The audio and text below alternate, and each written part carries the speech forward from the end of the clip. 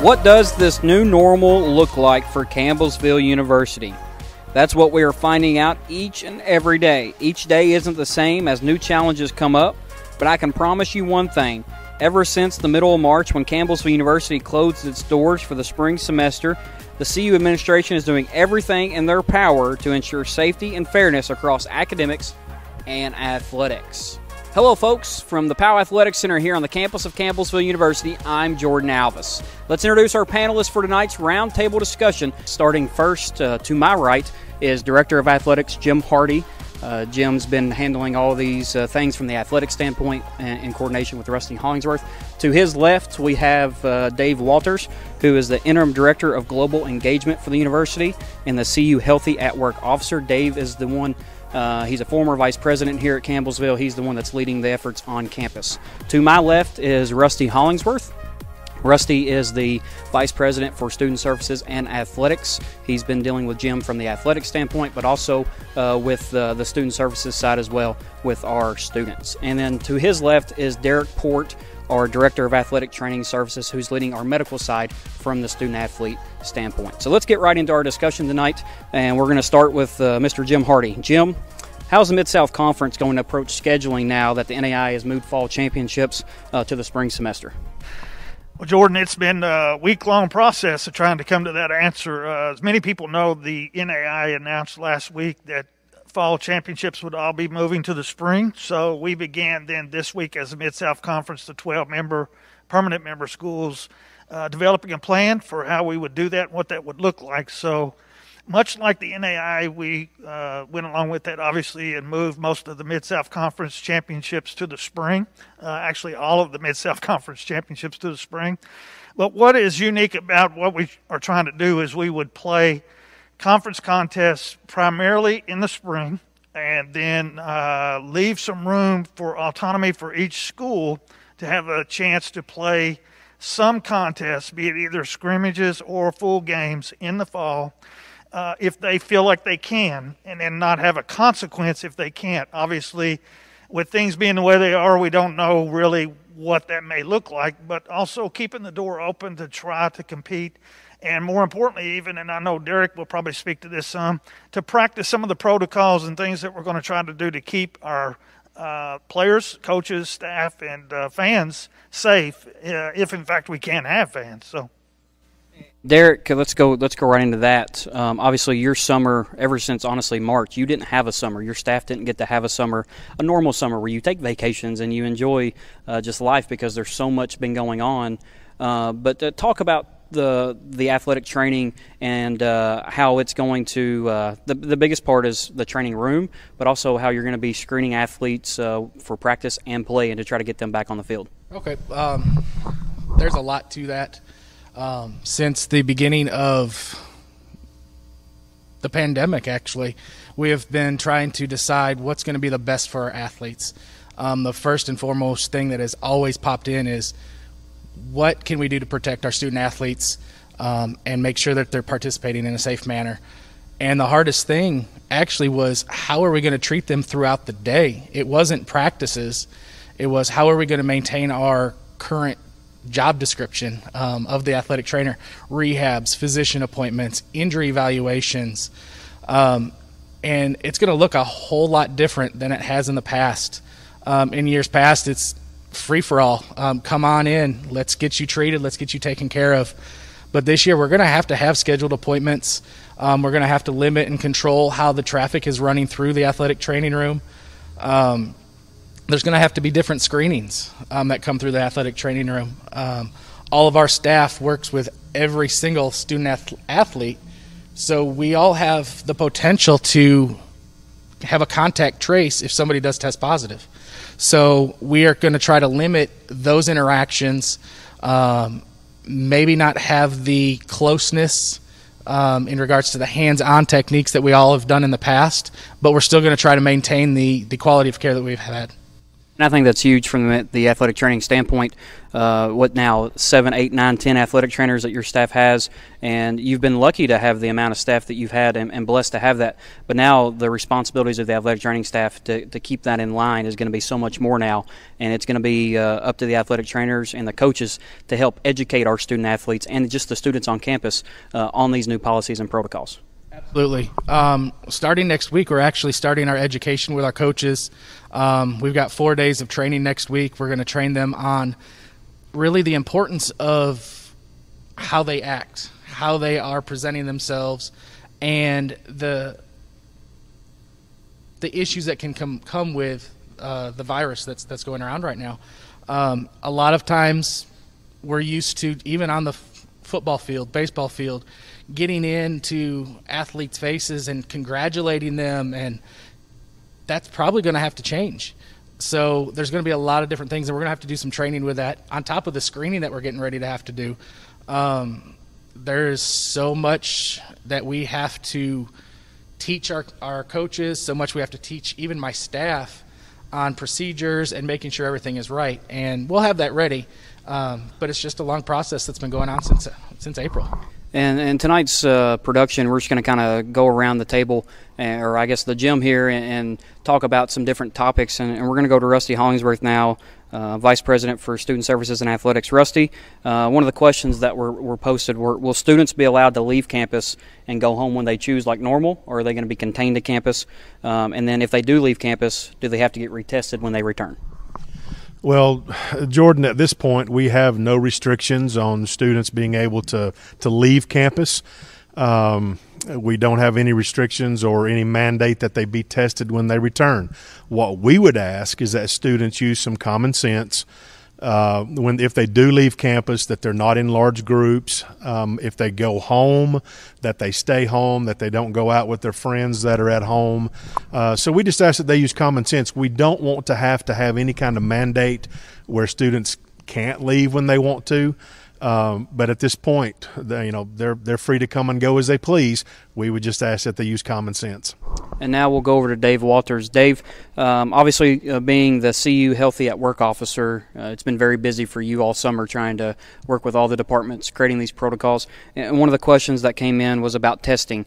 How often will be testing required? And if students are required to be tested, is that a free option for the students?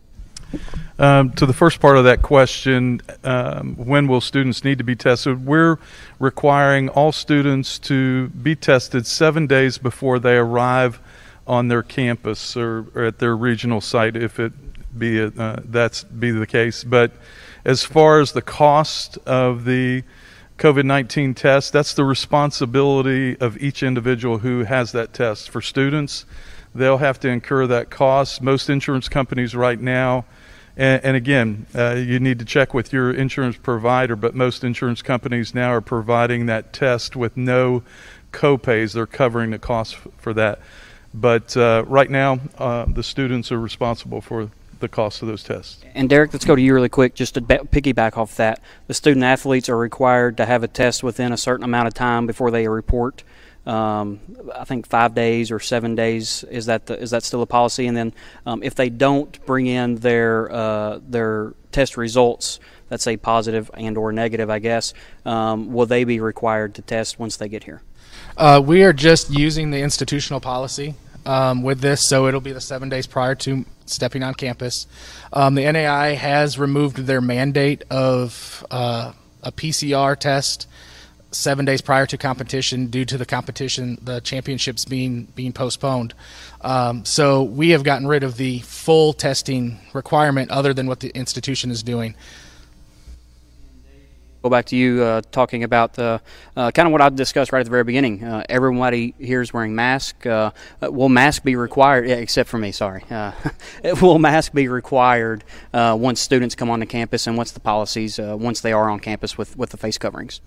Yeah, in our CU reopening plan on page 6, it outlines and I would encourage any student, any parent, faculty member, staff coach to go in and be sure to take a close look at that. But particularly on page 6, it outlines the CU mask policy, which is very, very similar to like institutions as us. And we are requiring that when students are in a class, and I'm going to address this to students as your question, when students enter a class, they're going to be required to wear a mask. When they're traveling to their class, if they get in a situation where they're within close proximity of other individuals, we're asking them that they wear a mask. Social distancing, wearing a mask, and hand washing are those key things that we're going to emphasize, and we're asking all students to take that responsibility very, very seriously. Obviously, when you're eating in the dining hall, it won't be required at that particular time, or if you're out alone walking on the campus outside and there's no one around, if you're in a personal office or in your resident hall room, you won't be required to wear one, but pretty much like it is out in public, you're required to wear one. And to find that, those following along, to find that document, the document that Dave was mentioning, it's campbellsville.edu/reopen. That's where that document is found on our .edu website. It's also going to be on the screen for you as well. So Rusty, let's go into more of the academic side. Dealing with student services, dealing with academics now a little bit, and filling in for Dr. Donna Hedgepeth today. But what were the requirements be for students when they come to class with their mask on? When they get there, how are they going to be socially distanced, and how is that going to affect the classrooms here at Campbellsville? Well, many folks have worked this summer in preparing the classrooms. We've removed some tables, some desks, some chairs from classrooms, so the numbers will be limited in some of those spaces. We're also going to have classrooms where we have not had classrooms in the past. The gymnasiums will be used as classrooms. Some of the lobby areas that aren't used a lot will be used as meeting space for classrooms. So students can expect a different environment when they come to the class.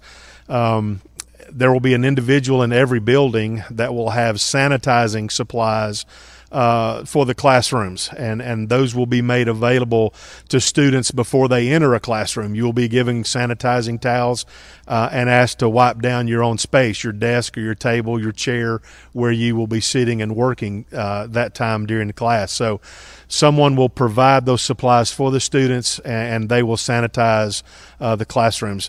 In the evening, when there are no classes, the CU will take care of sanitizing each of those areas thoroughly. That'll happen each night. That'll happen each night. And Jim, let's go to you kind of off that as well with the locker rooms and how it's going to be. Everybody's got to work together with this, especially with athletics. Yeah, Jordan, right now we've actually one of my assistants, Eric Graves, has been working with custodial staff to develop a plan for sanitation during their regular work hours. Then obviously we have a lot of things that go on after hours. A lot of people maybe don't even realize this, but our athletic facilities are busy from about 5:30 in the morning until close to midnight every night when you take the weight room facility and the conditioning programs and things. So it is extremely busy. So coaches have been, and they will get more of this next week, as Derek alluded to earlier, that they will be training next week, and we'll be going over more specifics of that. But they're going to have to be able to be ready to sanitize their own locker rooms at times and follow up with things even when they return. There's going to be meeting room times that happen outside of the regular workday for custodians, so they've got to train their kids on how to clean up. You know, when they move from one station to another in the weight room, we already have a weight room protocol in place that Josh Williams, one of our athletic trainers, really worked most of the summer on that and research in other places, so we have a good plan. We've actually reorganized our weight room already to remove some stuff that allow for social distancing and a little bigger crowds. So it's still a work in progress. You know, we've talked all along. We really don't know how all this will work until we have some kids here and put it into play. So that's what we're trying to do. Let's stay on the athletic side. Obviously, when teams start to travel, you mentioned earlier maybe potentially doing a couple scrimmages in the fall, maybe a couple games here and there, just depending on how things work out. But let's say, for example, the women's soccer team goes and plays at another institution inside the conference or outside the conference, and that institution isn't following what they feel is safe for our student athletes and our teams to be there. What's the proper policies to handle that? Well, first and foremost, you know, we obviously want to keep the health and safety of our student athletes first, and coaches and staff, and even our fans who arrive. So that's a major thing. And we actually, in the last Mid-South Conference Zoom meeting yesterday, we developed the plan for that. And quite honestly, it's simply this. When we travel to another of our schools, Mid-South Conference school or any school for that matter, obviously if an administrative person is with them or an athletic trainer, if any part of the protocol is not being followed, we are to not compete. We will stay wherever we got to stay healthy. Once that happens, they are to contact me, and then I will then contact the other athletic administrator from that school and say, here's the protocol that's not being followed. We will not compete unless we get this squared away really quick. And everybody in our meeting yesterday agreed that we must abide by that. And it's going to be a lot. I don't know if people really realize with everything being moved into the spring, and I know everybody in this group knows it's going to be a whole lot. I mean, we have 30 teams, and to do everything in the spring, it's going to be a lot to monitor and things. So we're going to have to count on some coaches to make sure that they, I heard a coach in one of the meetings this week say, we've got to do an A+ job this year. It can't be a D-. We won't have room for that. So we've got to be on top of our game and make sure we take care of our kids, and that's the way we intend to do it. Well, I think, too, obviously that's a Mid-South Conference. The ADs are coming together. There could be outside competition with non-conference opponents, because there's a lot of NAIA teams in Kentucky that are within 2-3 hour radius that would make sense to travel to.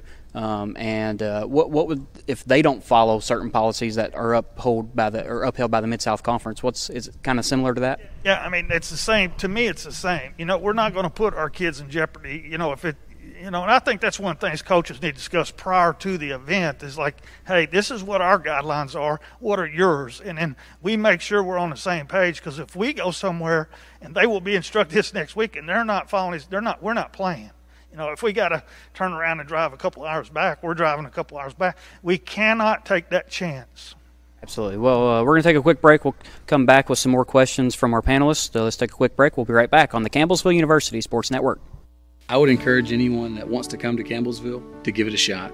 You are going to find a loving faculty that cares for the students, wants to see the students succeed, embraces one another. It's second to none in helping students achieve their goals. We have the best of both worlds: sport teams, intramurals, the opportunities to travel abroad, opportunities to get into graduate school, but at the same time we have that close-knit community. You're not going to find any better place to help students achieve what they want.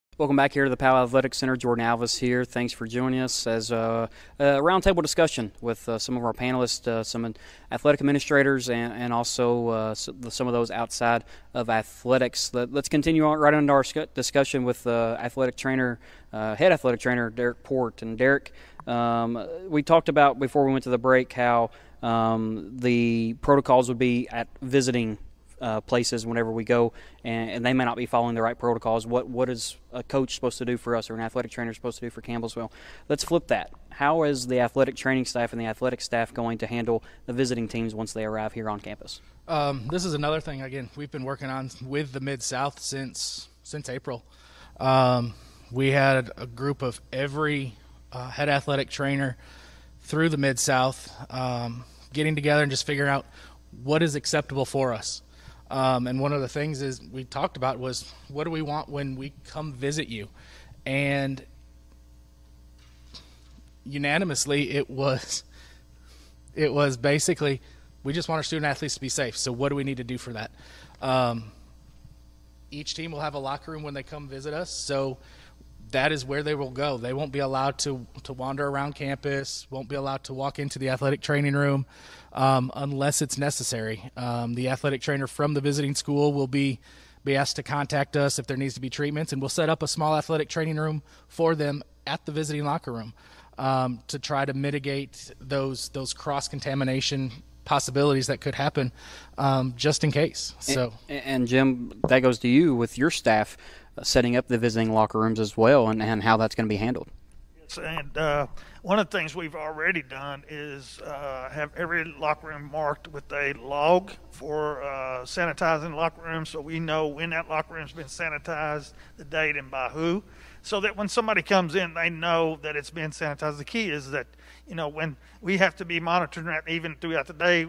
Typically, our kids have been used to being able to go in the locker room, get something. We've got to be on top of that. But another thing I think is important about these protocols when traveling and everything is that, we have people that come basically from all over the world, and certainly all over the United States too. And that as you as a student athlete or a parent that may be watching right now, every state has a lot of different guidelines, and their governor may have certain ways they do things, and even high schools are doing things maybe different. And what you have to understand is that Derek and his staff, the Mid-South Conference, we've worked all summer to put together a plan that works for us, or what we want to work for us. And there may be things that are a little different than what you see in another state, but we have to do what we feel is best for us. And there may be things that we have to tweak as we go, but that plan has been put together with a lot of forethought. And those plans, too, with the dorms has been ongoing as well. And we'll go over to Rusty Hollingsworth. Rusty, obviously, the dorms are a hot topic right now. How are the dorms going to be handled? How are the sanitizing? Is there going to be a curfew for the dorms? How is that happening with some of the discussions? Well, there will not be a curfew. We'll continue to do that as normal. With sanitizing the facility, of course, we will ask each student to clean their room on a more regular basis. Our custodial staff will certainly be in the buildings more throughout the day. They're going to focus on those places that are high touch. Doorknobs, countertops, those kind of things. Water fountains will be shut off. So there is going to be extra cleaning and sanitizing that will take place in the residence halls, especially during this semester. And will the students in the dorms, will they have access to the sanitizing materials as well that they'll need? They will, through the residence hall staff. The resident directors and the resident assistants will have supplies. If a student needs something to sanitize their desk or chair or their area, they certainly will be able to request those things. And let's go over now. Actually, let's continue with Rusty. If let's say, I think we've all kind of come to the conclusion that it's not if, it's when there could be students that come onto campus with COVID. And when that happens with a student in their quarantine, how are they going to handle their classes? Obviously, classes are going to be in person after the first week. How will they be moved to traditional or non-traditional online class, and how will that be handled academically? Well, first of all, if a student does test positive, we will strongly encourage them to go home if they can. We realize that some students will not be able to because of travel arrangements, flights, those kind of things. But certainly if a student is within a distance that they can travel home, we strongly encourage them to do that, to seek medical attention through their normal medical provider, and be at home where they can be cared for. There will be quarantine space on campus, so if a student can't leave campus for whatever reason, we will be able to quarantine them if they have a positive test. And their classes, then they would move all online. During the quarantine period, all of their classes would be online, and a student will not be penalized in any way if they test positive and have to start taking those classes online. And you go off the academic side, the faculty does a great job already with adapting. Everybody had to adapt back in March once the pandemic hit, and the faculty is going to have to adapt to that as well, having online, potentially online if there's a student that does get positive. Absolutely, and there will be different ways that we deliver instruction, especially this semester. Every student should be contacted by their instructor to let them know if they're going to be in seat, which days they will be in class, in seat, and which days they may need to watch online. So every professor has been instructed to notify the students in their class of how they're going to proceed with instruction in each and every class. So just Tuesday, Thursday classes. Tuesday may be online for some of them and be in class for some of them as well? Yes. Okay. What about Monday, Wednesday, Friday? It will just be a mixture? I think it'll be a mixture. Again, the professor will determine that and let the students know. And going off of that, same person that submitted this question is, how is Convo going to be handled in the chapel this year? Well, there's been a lot of discussion about that. Convocation, the chapel services are a big part of Campbellsville University. We want to be able to continue that in some manner. It's a big part of the spirituality of our campus, and we don't want to set that aside in any way. So there are plans being made that we would have chapel. There may be a limited number of seats that will be available in the chapel during those services. And also, we stream chapel now, so students would be able to watch it from their residence hall rooms when chapel is in progress. And Dave, let's bring you back in. Obviously, the cafeteria, it's one of the from 11 to 1 o'clock in the afternoons, or the morning to the afternoon, is one of the busiest places on campus, obviously, with lunch. How will the cafeteria staff and Pioneer College Catering help us with distancing, and how is that going to work? Well, Pioneer College Caterers, our food service vendors at Campbellsville University, have done an excellent job. Actually, at the end of the semester in the spring, in March, being able to handle the situation. Moving forward into the fall semester, they have put in several new features for students to allow for the social distancing, particularly in the dining hall. They're going to meet the capacity standards that are set currently by the state. So there'll be social distancing in the dining hall. They'll have marks on the floor where people will stand. There'll be a minimal amount of lines that students would stand in. And there will be no self-serve items. The staff in the dining hall will be serving the students all of those meals so that people are not handling different utensils and such. The dining hall has also added several other options for students. One of those being in the winter's dining hall, students can actually go online, order their food, and then go there and pick it up and be able to take it and go eat outside or back to their room and eat.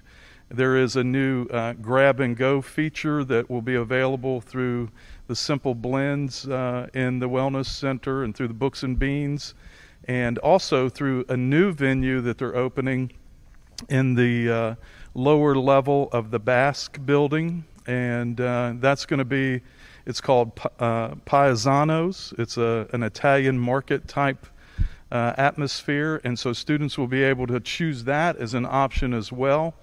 So, in addition to Winter's Dining Hall, there's going to be Paesanos. There's also Chick-fil-A. There's the Tigerville Grill. There'll be some opportunities for grab and go at Simple Blends, Books and Beans, and also Starbucks. So Pioneer's really stepped it up and going to make things very, very good for the students, again, meeting all the CDC requirements.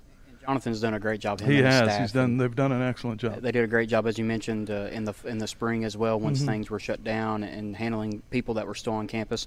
But you mentioned being able to order online. Do you know that link by chance? I do not know that link, but if students go into our website and go to the food service page, it should be there once they get it loaded up. I don't think it's loaded up. However, I would like to take the opportunity, because I don't think there was a question about this, is our new CU app. Yes. And that will have all the food service information in it. There's going to be a special module in there related to all the COVID-19 requirements and the CU Ready plan, as well as many other things that are COVID-19 required for the semester. And so I want to encourage everybody to go in and to Apple and Android. It's available on both those systems, to make sure that they download the CU app. A lot of the students have been using it for several years for other things, but this year it's going to have the COVID-19 feature, which will help with a lot of things. And let's move over to Rusty. Rusty, you mentioned there would be a space on campus for students that do need to quarantine. They can't go home. Has that space been determined yet, and where is that space if it has? Well, we've talked about using some of the village apartments. That way we could put individuals there that would have a private bath. The university owns a number of houses in the community where we could also quarantine students. And if a student is quarantined, as Dave has mentioned, the food service doing a fantastic job. The food service will get that student's food to the residence hall staff, and it will be delivered to the students if they're in quarantine. And going off of that, and this will be for students and also student athletes. Someone that does test positive. They're asymptomatic though. They feel fine, but they did test positive. Will they be able to have workout time? Will they be able to leave the whatever residence that they're going to be at to kind of get some fresh air or go work out? Especially for student athletes that instead of having to be quarantined for 2 weeks, will they be able to work out? Is that something that can be answered at this point right now? Well, even though you're asymptomatic, you still have the virus, and you still are a carrier, and you still can spread it to other people around you. So in terms of workout time, that would have to be scheduled, and it would have to be kind of supervised. We're not running a place here where we want to keep people cooped up all the time. But we would have to be very careful of that. And Dave Walters may have more information concerning that as our Healthy at Work officer. But I would say at this point, no, just because someone that is asymptomatic still has the virus. Once students at campus at full capacity, it's going to be difficult to be able to, for folks who are in quarantine, to be able to have access to those kind of facilities for an actual workout. However, we are in the quarantine protocols working in time for them to be able to get outside, in a controlled manner, so to speak. I hate to use that word control, but we do have to make sure that they're not around other people, while they're still able to spread the virus. We're going to encourage them to get home as quickly as they can and be under care from their medical provider at home. And that's whether they're asymptomatic or not. Correct. Let's move now to the athletic side a little bit more with Jim. Jim, one of the questions that came in was from some of our fall athletes, cross-country golf, that especially golf that plays in the fall and the spring. And I know the Mid-South Conference is going to be announcing some protocols here soon and some ideas on scheduling. But can you talk about like cross-country and golf? They're socially distanced normally as their sport. Why were those championships moved to the spring by the NAIA instead of just kept in the fall? Well, I think like many right now, it's to protect all of our student athletes. Everything from Division I schools and the NCAA down to NAIA and even other organizations have decided primarily to try to keep our student athletes safe. And by moving the championships to the spring, the NAIA has simply said, we're moving the championships only. You still have the freedom to schedule how you want by conference or even by institution. So we do have some room potentially for some contests, and especially in those low-contact, low-risk sports, we have an opportunity if we as an institution feel like we can move forward with that. Obviously, we will never take that lightly, and we don't want to make any kind of promise that we can't guarantee. But our intentions are to be able to compete some in those sports as well as others, potentially even in the fall, just being very guarded about how much that may be. And that's going to be decided just kind of as we go on. It's not going to be set in stone from the day one. It's going to be just decided as we go on throughout the fall. Exactly, yeah. And I'm sure the coaches, as we move forward, once we get kids back on campus and we start to put protocols in action, if things go good, and I think it goes back to a lot about what we're talking here, we all have ownership for the success of these plans, and that includes the student athletes. They must buy into these things, as was alluded to earlier, to stay on campus, to not be off campus gathering, however that may be, in any capacity. Just we need them to commit to these things too. That helps us all succeed in this. So that will be a big factor in it if they just simply do what they're being asked to do and what the CDC is telling us we must do, and then we all win. Absolutely, and I know obviously the NAIA has announced these changes, but we have some programs here that aren't NAIA programs, the bass fishing, archery, esports type sports that we have. It's an institutional decision right now to just hold off and wait until more information is available. Is that correct? Correct, and we'll have some that are non-NAIA, as you mentioned, and they will be allowed to compete. But we at any time could say, you can't. If we have enough kids, for instance, in a program that were to test positive for COVID, they would be just like the rest. They may have to be shut down for a while, quarantine, sent home, and all those things. But those very low contact sports or even no contact sports that are low risk. We want to give them that opportunity to continue. Archery, for example, only has about 6 events the whole year. So, it's obvious they're pretty spread out. But at the same time, they do have some events that are outside, but with a lot of people. So, we just have to be careful what we do, and it'll be on a case-by-case basis. Well, I think really, too, before we take our next break, lastly, it's not just about the low-contact sports, say golf. Yeah. Obviously, you have 2 or 3 players in a group when you're playing golf, but it's the 8-9 golfers that Campbellsville may take to a tournament in the vans and in the buses that they may take, and being in those close quarters, so to speak. Yes. That's kind of what the reasoning, so to speak, while we're holding off for right now. Right.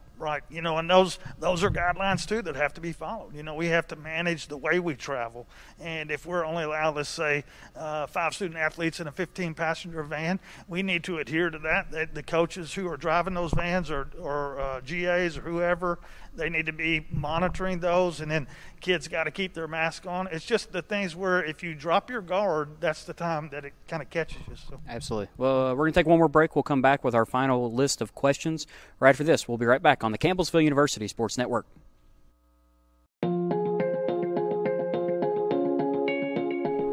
Endurance. Ambitious.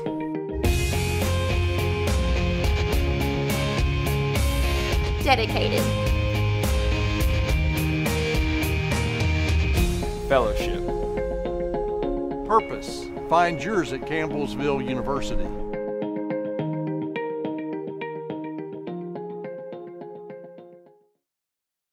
Welcome back here to Powell Athletic Center. Jordan Alvis with you as we're talking about a lot of policies and protocols that are being set by our athletics administration and those vice presidents here in the president's cabinet at Campbellsville University. Let's get right back to our discussion. Derek Port, Director of Athletic Training Services. Obviously, you've been very busy, and Jim kind of talked about this with locker room safety. Will the locker rooms be open for normal use as always, and how will the locker rooms be sanitized? Jim hit on this earlier. And then lastly, kind of talk about the locker rooms and the weight room and how that's going to be offered for the fall. Right now, we're planning on keeping the locker rooms open. We are going to suggest, as you know, as a former athlete, locker rooms are a congregation area, but we are going to try to suggest don't congregate in there. Keep your social distance. A lot of the locker rooms are going to be used before they enter, going to have to be screened, so hopefully a lot of that will be curbed before we even get in there. But as we talked about earlier, there are asymptomatic carriers, so we do want to make sure that the locker rooms are going to be sanitized well. Athletes, coaches, athletic trainers, janitorial staff, everybody's going to be doing sanitation duties for it. So it's going to take everybody to take care of it and make sure that the locker rooms can stay open. And Jim, going off of the locker rooms, as you mentioned earlier, we've talked about it in discussions as well. Let's say we do start playing some events later in the fall. Say football plays a game, for example. They come back, they get home at 1 a.m. That locker room's got to be clean before people can come back in the morning, and that's something that a lot of people may not think about, but those are the decisions and the protocols that your staff's going to have to put in place. Yeah, and again, that is where we have to be on top of our game. We can't take a night off, and that's coaches and staff and players have to be aware of that, and when they get off that bus or out of those vans, and if they do have to go in the locker room, when that facility has been cleaned and sanitized, it now is in, it's vulnerable. So it has to be followed up with and has to be cleaned and sanitized. And then, again, we just cannot afford to drop our guard.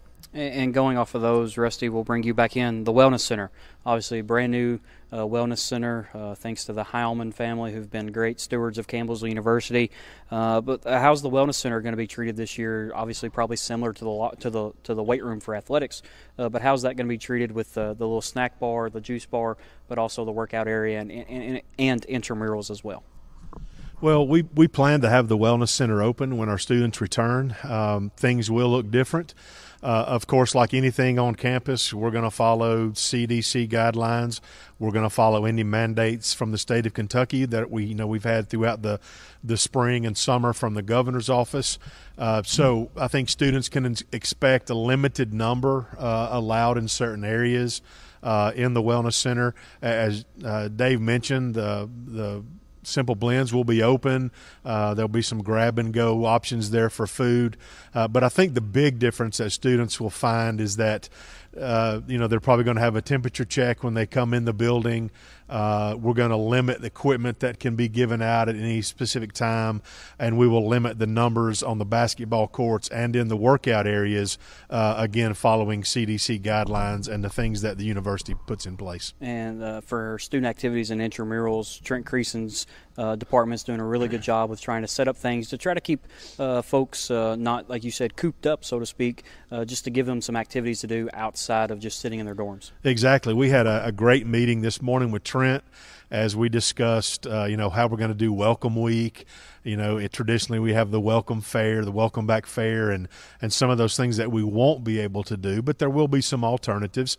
And in the area of student activities, things are going to be different. We can't have a large number of students participating in team activities, so you may see a lot of games, one-on-one competitions, tennis, cornhole, those kind of things that are traditional intramural sports and those activities, but we're going to see more and more of that. We've also talked about a lot of virtual things that can be done online, games that can be done online. We would like to move, and I think Trent plans to move a lot of the activities that we've done in the past outdoors, just to try to get students out. Again, social distancing, everybody with a mask on, but try to do activities that keep students engaged and on campus, exercising and being together in a way that we can do it safely. And Dave, someone does test positive. A student, just a normal, doesn't have to be a student athlete, just a student wakes up one morning, they don't feel very well. If they haven't been tested yet, but if they feel sick when they wake up or whatever the case may be, what's the next steps that they should be doing? If a student wakes up and they're not feeling well, they should report that. If it's a resident hall student, report that immediately to the resident hall director. One of the things that all the students will be required to do each day is a health assessment, and that will be available on the CU app.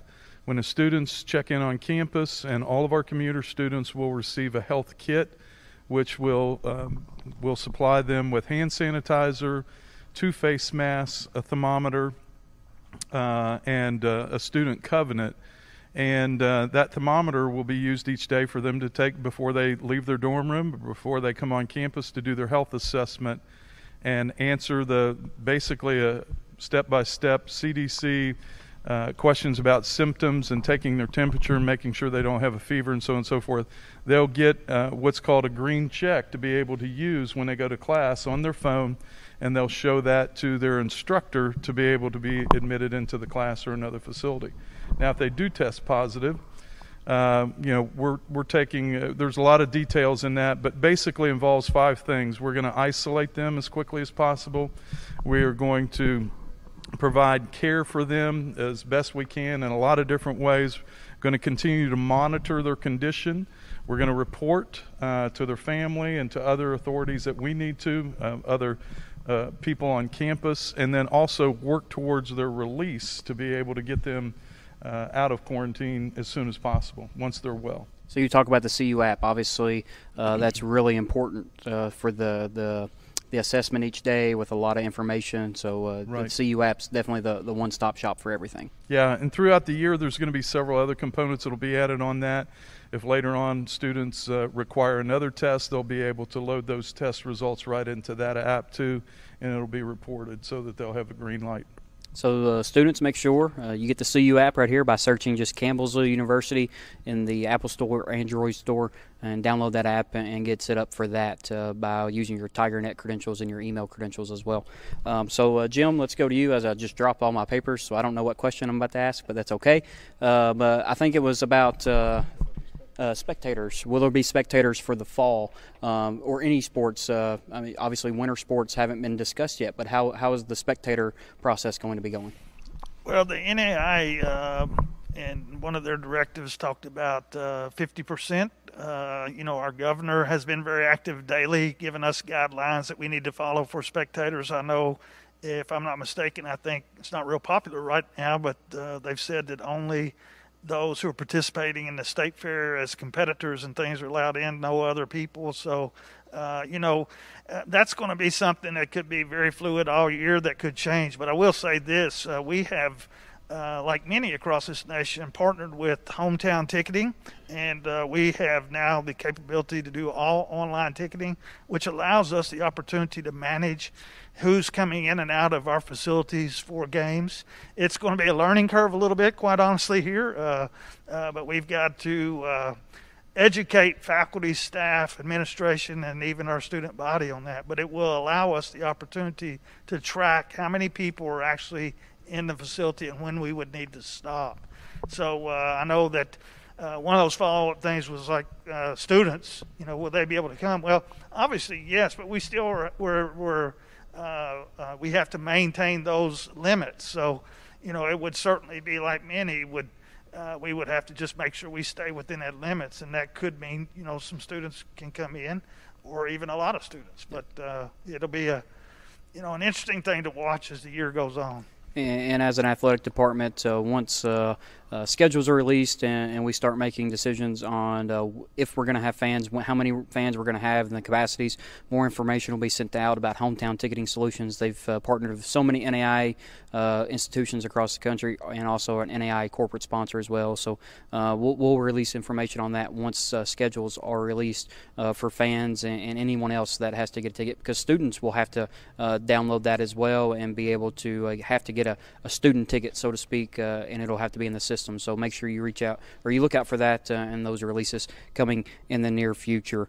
And Jim, really quick, just the last question off of that someone asked is face coverings for people. If we do have fans, say 50%, will everyone be required to wear a face mask or some sort of a covering when they come to our campus? Yeah, I think that's a given right now. Unless something really changes, face coverings are going to be something that's going to be around for quite a while, and we will obviously be requiring that at any event that we have fan participation, or anybody for that matter. So.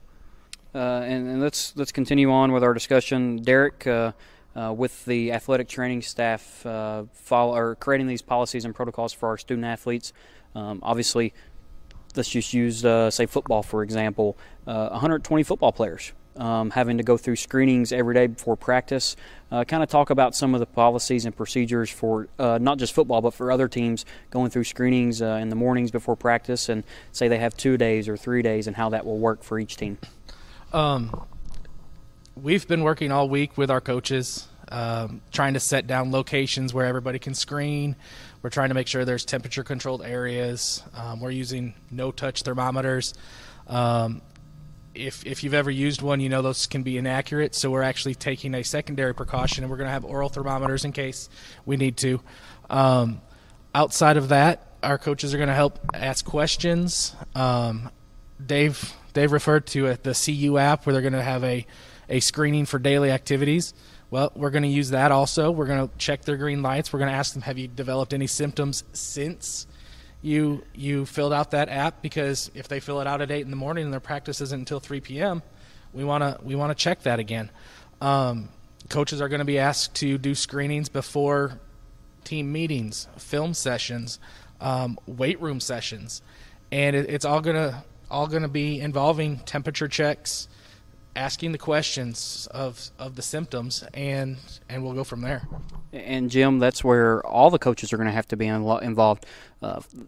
Football can't test all 120 athletes that they have. Other coaches are going to have to be involved, other staff members. It could be you going down there and screening them. It could be me. It could be anybody from our staff. Everybody's going to have to be involved in the screening process and the temperature checks, and everybody's going to be trained on that.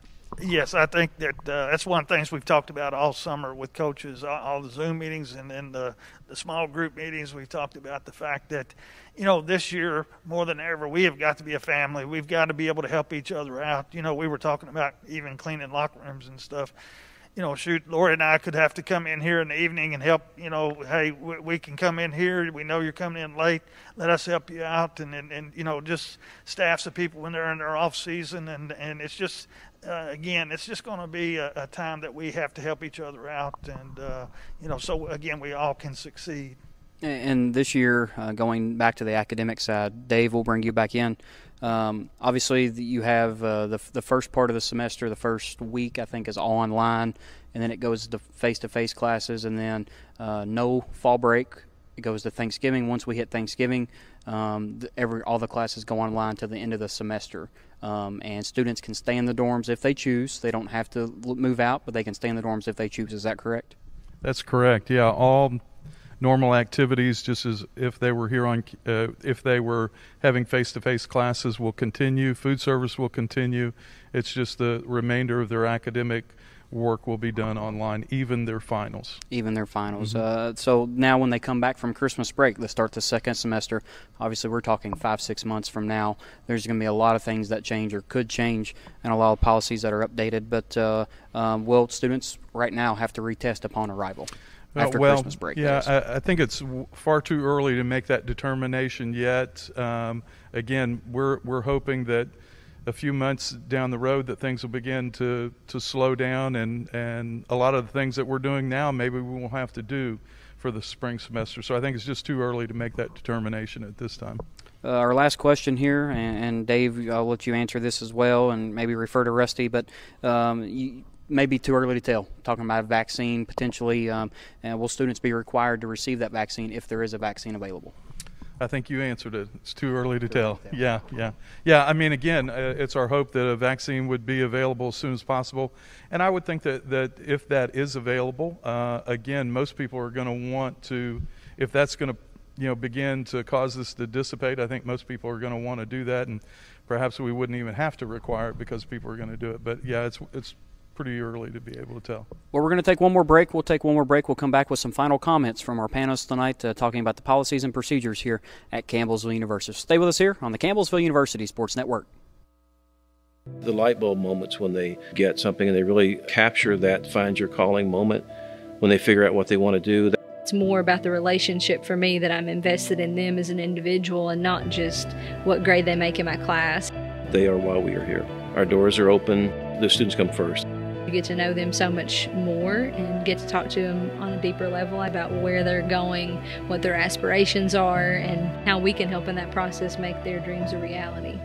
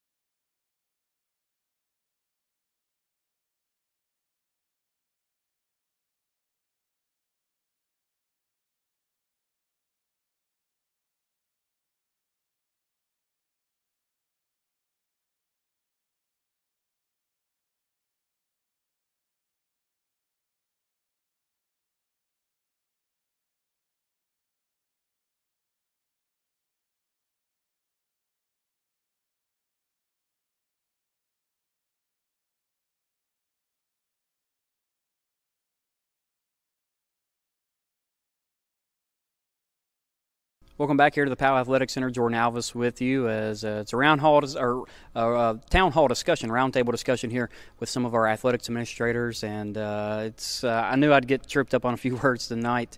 But we want to have some final thoughts for our last segment here with our panelists. We're going to start first with Director of Athletic Training Services, Derek Port. And Derek, just some final thoughts moving into the year, some final things from the athletic training standpoint that you want to touch on. Really, we're just ready for y'all to be here. We're preparing. We're working on your health and safety, and that is our of utmost concern. And any questions, concerns you have, feel free to shoot me an email, and let's just stay healthy. Let's get through. And I think each student athlete will be able to just contact your coach or your athletic trainer for your sport to be able to get any other information regarding athletic training. Correct. So, Rusty, Vice President for Student Services and Athletics, also filling in from the academic side today. What other final comments do you have for Student Services, Athletics, and also academics? Well, Jordan, I would just like to say I would hope that we could give some assurance to students, student athletes, parents, that the university is going to do what we can to keep them safe and healthy. A lot of that is going to depend on the students. They're going to have to help us. They're going to have to wear the mask. They're going to have to social distance. They're going to have to clean their room and do the things that we ask them to do. But I can assure you, from our president on down, everybody has been involved with this plan. And it's going to change. We know that. Somebody asked me yesterday about answering questions, and I said, there are questions that we don't even know yet because this thing is changing so rapidly. If you're a new student orientation is going to be a little different this year. It will be virtual, and you'll be receiving more information about that. It'll give you an opportunity to watch videos maybe at home or once you're on campus. You can watch them with your parents. We will have a parent session that will be live and interactive, something similar to this. Where parents can give us questions, administrators from the university. But I just want people to know that we're doing what we can to keep them safe and healthy, but it's going to take a team effort from everybody.